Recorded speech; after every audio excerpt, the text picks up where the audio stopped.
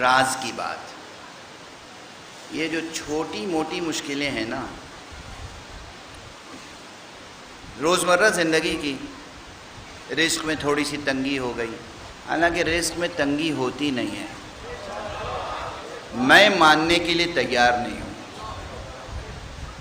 اس کرۂ ارض کے سارے لوگ کہیں، میں ماننے کے لیے اس لیے تیار نہیں ہوں کہ رزق اللہ نے انسانوں کا اور اپنے مخلوقات کا کسی پولیٹیشین کے ہاتھ میں نہیں رکھا ہے،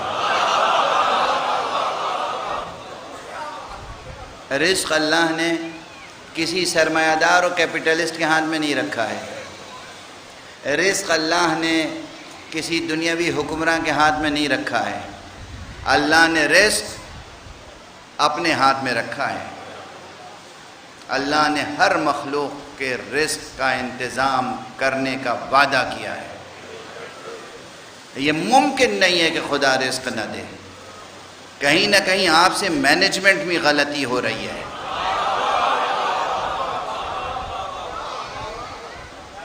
کہیں نہ کہیں نادانی ہو رہی ہے، کہیں نہ کہیں جہالت ہو رہی ہے، کہیں نہ کہیں بھول ہو رہی ہے، کہیں نہ کہیں مینجمنٹ آپ اپنے زندگی کو مینج نہیں کر پا رہے ہیں، تہمت خدا پہ رکھ رہے ہیں۔ خدا نے رزق اپنے ہاتھ میں رکھا ہے، خدا ہے رازق، اور رزق بانٹنے کا کام معلوم ہے کس کے ہاتھ میں رکھا ہے؟ خبردار جو کہا علی کے ہاتھ میں، علی رزق نہیں بانٹتے، علی تو علی کے نوکر رزق بانٹتے ہیں، جن نوکروں کی مجال نہیں ہے کہ کہیں کوئی غلطی ہو جائے، کیونکہ نگراں ان کے اوپر کون ہے؟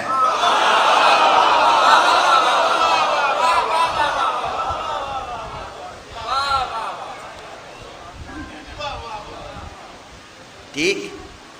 تو اب یہ جناب رزق روزی میں تنگی ہے، اور یہ پریشانی ہے اور وہ پریشانی ہے۔ ایک جملہ اور عرض کر دوں، یہ ضرور ذہن میں رہے، کیا اللہ نے رزق کا وعدہ کیا ہے، ہوس پوری کرنے کا وعدہ نہیں کیا ہے۔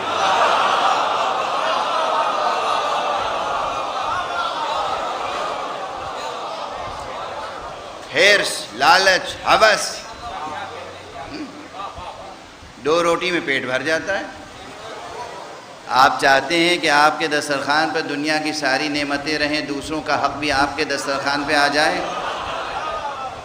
ضرورت سے زیادہ آپ کے پاس ہو، اور جب وہ نہیں ملتا تو کہتے ہیں رزق میں تنگی ہے۔ یہ کلمات یہ گستاخی ہیں مقام احدیت کے لیے، یہ ناشکری ہے، یہ ناقدری ہے، یہ گناہ ہے۔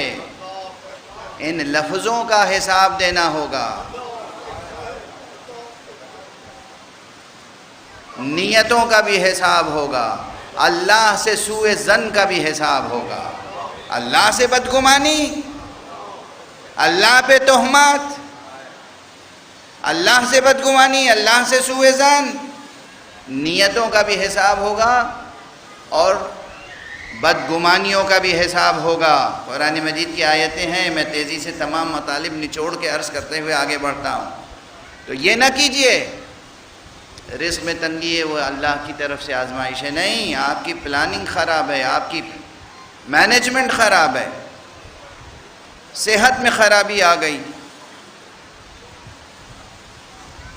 اللہ کی ذمہ داری ہے، آزمائش ہے، امتحان ہے۔